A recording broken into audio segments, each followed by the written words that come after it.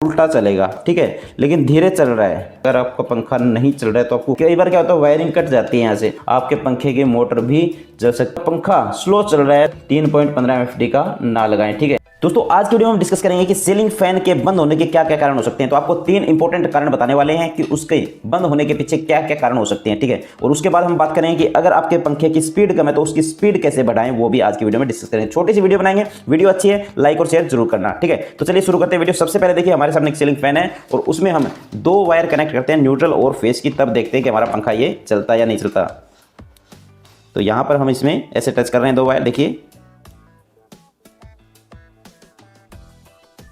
आवाज आ रही है,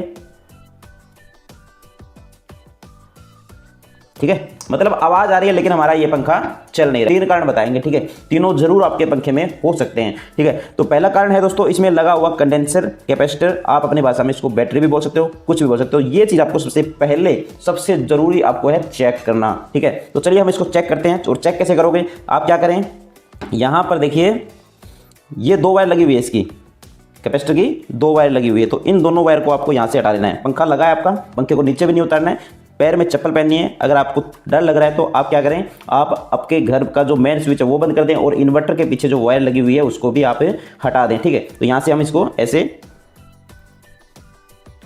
दोनों स्क्रू खोल लेते हैं। तो काफी इजी तरीके से बता रहा हूं आपको, बिल्कुल धीरे धीरे बता रहा हूं आपको, ठीक है। तो यहां से ये दोनों वायर निकाल लिए हमने और दोनों वायर देखिए, ये जो कैपेसिटर की वायर है इसको हम हटाएंगे केवल, ठीक है। और आपको ये जो आप कनेक्शन हटा रहे हो इसकी आप फोटो ले लीजिए पहले, ताकि बाद में आपको किसी प्रकार की परेशानी ना हो। तो यहाँ पर हम इसको ऐसे हटाएंगे, देखिए, ठीक है, दोनों हटा लिए। अब हम निकाल लेते हैं कैपेसिटर को, ठीक है। ये कैपेसिटर हमने बाहर निकाल लिया है। तो दोस्तों ये कैपेसिटर आप देख पा रहे हो, कैपेसिटर है ये ऑयल फील्ड कैपेसिटर, देखिए 3.15 एफडी का ऑयल फील्ड कैपेसिटर है। इसके अंदर तेल है, देखिए यहाँ पर लिखा हुआ है ऑयल फील्ड कैपेसिटर। तो इसको हम चेक करेंगे, ठीक है। तो चेक करने के लिए आप किसी भी स्विच बोर्ड की मदद ले सकते हो, सिंपल तरीका है चेक करने का। हम ये स्विच बोर्ड ले लेते हैं और इस स्विच बोर्ड में देखिए ये जो दोनों तार है ये आपको किसी भी इलेक्ट्रिकल सॉकेट में लगानी है, ठीक है। तो हम यहाँ लगा रहे हैं, ठीक है। तो यहाँ पर किसी भी साउंड नहीं है, किसी भी प्रकार की यहाँ पर आवाज़ नहीं आ रही, देखिए जब हम लगा रहे हैं आवाज़ नहीं आ रही है, ठीक है।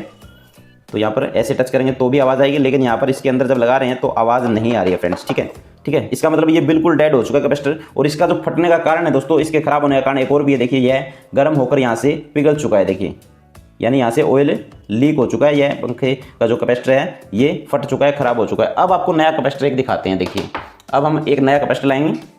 और कैपेसिटर कौन सा लगाएंगे, ये भी एक गलती होती है जो आप हर लोग कर देते हैं। देखिए यहाँ पर 3.15 लिखा हुआ है, लेकिन आपको ये 3.15 कैपेसिटर नहीं लगाना है, आपको लगाना है ये 2.50 का एमएफडी का कैपेसिटर लगाना है, यानी 2.5 एमएफडी का कैपेसिटर इसके अंदर लगाना है, ठीक है। अब हम क्या करेंगे, अब इस कैपेसिटर को चेक करते हैं। पहले हमने ये किया था, अब हम ये चेक करते हैं। दोनों वायर की कैपेसिटर की दोनों वायर हम इस सॉकेट में लगाते हैं, ठीक है। ये देखिए स्पार्किंग हल्की हो रही है यहाँ पर, ठीक है। और अब हम इसको आपस में से टच करते हैं, आवाज़ आई है। तो अब हम दूसरे सॉकेट में चेक करते हैं इसको, ये देखिए आ रही है ना आवाज़। ये देखिए सिंपल तरीका है कि आप घर पे कैसे इसको चेक कर सकते हो, ठीक है। तो ये कैपेसिटर इसमें चला के दिखाते हैं आपको। ये देखिए इसमें आवाज़ नहीं आ रही है, हमने लगा रखा है इसमें। और ये वाला लगाते हैं तो क्या होता है देखते हैं।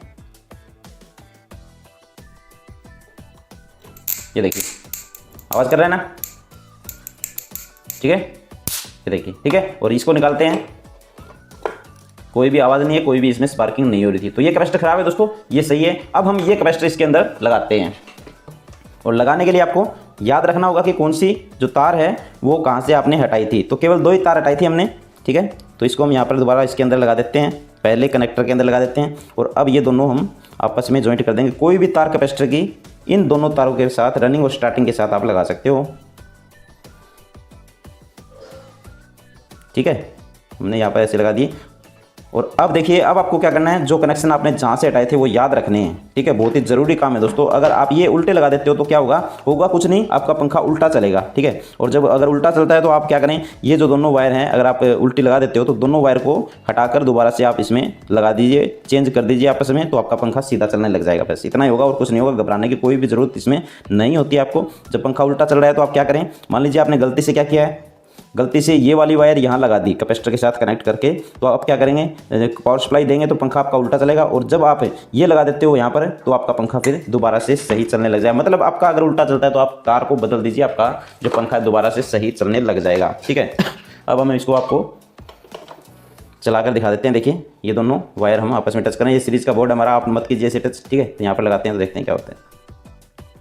ये देखिए पंखा हमारा ऐसे बिल्कुल सही हो गया। अभी आपको कनेक्शन पूरे करके दिखा देते हैं। देखिए पंखा हमारा कैसे चलेगा वो आपको दिखा देंगे। और दोस्तों इसके अलावा आपको इसमें क्या क्या ध्यान रखना होता है वो बताएंगे। अगर आपका पंखा कम चल रहा है तो आपको क्या ध्यान रखना है वो आपको बताने वाले हैं। देखिए बहुत ही ज़रूरी बात है दोस्तों। पहले इसकी स्पीड आपको चेक करवा देते हैं, मैं कैसे स्पीड इसकी चल रही है, क्योंकि पहले तो ये चल ही नहीं रहा था, है ना। तो अब इसकी स्पीड बढ़ी है या नहीं बढ़ी है वो, क्योंकि एक ही वीडियो में दो चीज़ें क्लियर हो गई। एक तो ये कि पंखा आपका अगर नहीं चल रहा है तो क्या करना चाहिए हमें, और अगर पंखा चल रहा है आपका, ठीक है, लेकिन धीरे चल रहा है, स्पीड कम है उसकी, तो आपको क्या करना चाहिए। वो दोनों चीज़ें इसी वीडियो में क्लियर होने वाली है, वो आपको बताएंगे अभी। और अभी हमने एक ही कारण बताया आपको पंखा नहीं चलने का, दूसरा कारण बहुत ही ज़रूरी है, वो भी आपको बताएंगे कि दूसरा कारण क्या हो सकता है कि अगर आपका पंखा नहीं चल रहा है तो आपको क्या ध्यान देना है।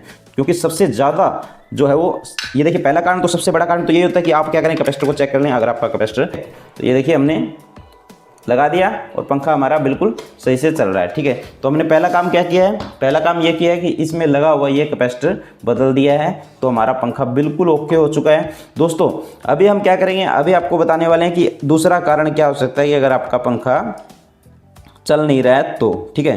तो पहला कारण तो ये हो गया। दूसरा कारण आपको बताते हैं कि दोस्तों अक्सर क्या होता है कि जब हमारे इस कनेक्टर के अंदर कैपेसिटर लगा होता है तो ठीक है, लेकिन कई बार क्या होता है कैपेसिटर पंखे के अंदर कनेक्टर नहीं होता है, तो उस समय क्या होता है, उस समय ऐसे जो डंडी होती है, फैन रोड होती है, उसके कैपेसिटर लगाया होता है। तो उस समय क्या होगा, वायरिंग जो होती है ये कैपेसिटर वाली, या फिर ये वायरिंग दोस्तों ऊपर जो कैप लगता है, पंखे का जो कैप लगता है, दो कैप होते हैं, एक यहाँ ऐसे कवर करता है इस पंखे को, एक ऊपर की साइड लगता है, तो ठीक है। वो कैप क्या होता है दोस्तों, वो कैप इसके टच होता है। जैसे जैसे पंखा चलेगा तो कैप टच होगा, और टच होने से क्या होगा, या तो कैपेसिटर की वायरिंग कट जाती है घिसने की वजह से, या फिर जो कनेक्शन होते हैं ये कनेक्शन कट जाते हैं घिसने की वजह से। तो आपको क्या करना है, आपको जो पंखा है वो एक बार चेक कर लेना है। कई बार क्या होता है वायरिंग कट जाती है यहाँ से, तो वायरिंग आपको दोबारा से कनेक्ट कर देनी है। कौन सी वायर कहाँ से खराब है वो आपको चेक करके कनेक्ट कर देनी है, ठीक है। और यहाँ से देखिए ये जो कनेक्शन है यहाँ पर लगाए हुए हैं, ये भी कई बार हट जाते हैं, ठीक है। दो कारण तो ये हो गए कि आपके ये जो वायरिंग है ये आपको बिल्कुल अच्छे से